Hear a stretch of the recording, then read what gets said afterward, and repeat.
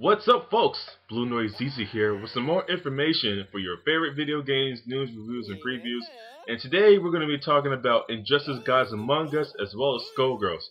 For Injustice Gods Among Us, we already know about the Lobo, Batgirl, the Killing Joke costume for the Joker from the Killing Joke comic, as well as Scorpion from Mortal Kombat, who are the current four new DLCs that are supposed to be for the Injustice Gods Among Us game. We already know about those guys, but with some recent developments, someone on a community forum actually went into the game, hacked the game, and found out that there are more character data and more character model, and it could be highly possible that these are going to be the future DLCs for Injustice Gods Among Us. They were all initialed MM, PG, RH, and SZ. Many have speculated that this is probably Martian Manhunter, Red Hood, Power Girl, and Sub-Zero. Being Sub-Zero the counterpart for Scorpion in Injustice Gods Among Us. It's a high possibility that this is where all these DLCs are going, and that Ed Boon and NetherRealm Studios have planned for even more in the further future. There were also a recent poll that NetherRealm Studios did to see which of the characters from the DC universe they would like to see in Injustice Gods Among Us. And of course, Red Hood and Zatanna took the lead, but a lot of people were speculating why wasn't Martian Manhunter in the poll or even in the game. Ed Boon said it himself that pretty much they already knew that everyone wanted Martian Manhunter, but he was already pretty much thinking about putting him into the game. Therefore, why the MM initials in the character model inspired Martian Manhunter, and that Ed Boon and NetherRealm Studios were already planning on putting him in the game regardless. So pretty much with that, we already know that NetherRealm Studios is taking this game to the top. Also, they're coming out with a patch for Injustice Gods Among Us, but it'll be more towards the time of EVO. A lot of people are speculating that this update won't be going towards the Injustice Gods Among Us for the EVO tournament, and that they're just going to leave it at the current condition of it and not just put the patch in.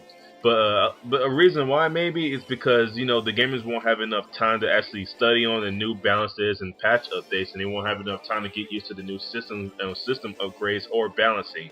But honestly, I don't really mind it. I mean, these guys who are in these tournaments, they learn so fast and they do so well. So yeah, let them have the update patch right around near the time of EVO. And I mean, they still have enough time even at that point to even do as much training as they can. But with that said and done, I can now finally move on to SkullGirls. SkullGirls, if you guys have been following with Lab Zeros, who was originally Reverse Labs before they were kicked off by Autumn Games, these guys are finally getting into the production of getting these DLC characters on the line, as well as that new costume for Miss Fortune, also known as Robo Fortune, who is pretty much the parody of RoboKai from the Guilty Gear series.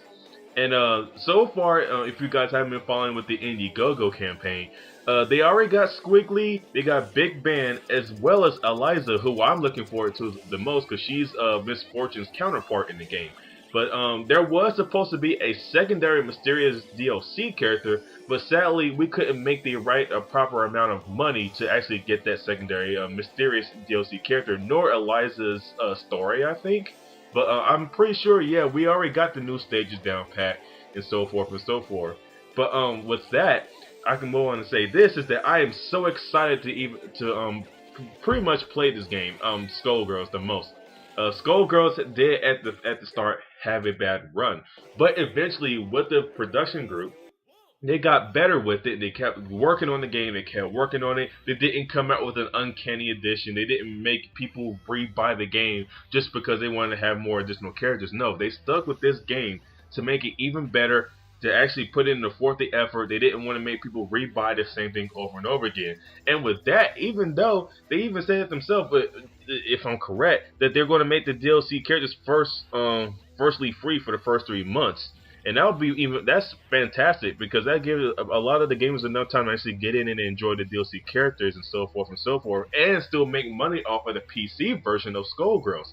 So yes, these guys are doing a fantastic job with this game. So kudos to Lab Zero Games. You guys are pretty badass at this point. I would love to see how far you guys go with SkullGirls. I hope in the future you take this game to a further and a higher level, and hopefully you guys will make SkullGirls 2 or something like that. But for right now, SkullGirls Slightly Different Edition is coming soon to Xbox 360 and PS PS3. I'm pretty sure it's already on PS3, but I can't wait for it to come up on Xbox so I can finally play as those DLC characters. Enjoy Eliza as well as seeing the Robo Fortune costume and all the other brand new stuff from the updates that they're working on. So kudos to Lab Zero Games for working so hard to make Skullgirls such a fantastic 2D fighters. And kudos to NetherRealm Studios as well, and for actually making a fantastic fighters into the DC universe allure. I hope you guys continue to work on it. So yes, Ed Boon, Lab Zero Games, fantastic job. Also, by the way, guys, please fix the online issues with Injustice Gods Among Us. I've never seen so many race quits before in my life on just one fighting game. So please handle that properly. But that's all the news for today, guys. Until next time, I'm Blue Noise, over and out.